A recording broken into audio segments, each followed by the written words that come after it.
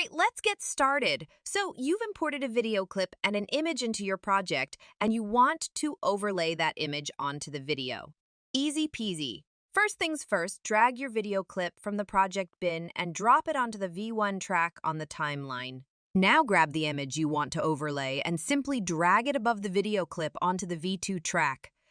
Perfect! You're almost there. To see the overlaid image in action, just make sure the playhead, that little vertical line thing is positioned over the image on the timeline. You want to fine-tune the position of your image in the video, easy as pie. With the selection tool, you can drag your image clip around to reposition it wherever you like.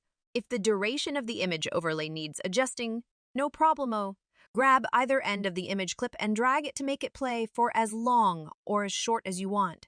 Oh, and resizing the image is a breeze too.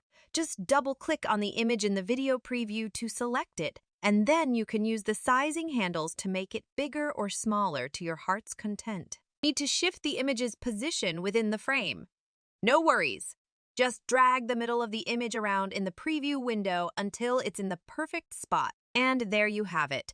That's all you need to know for this tutorial. Thanks for tuning in, and I'll catch you next time!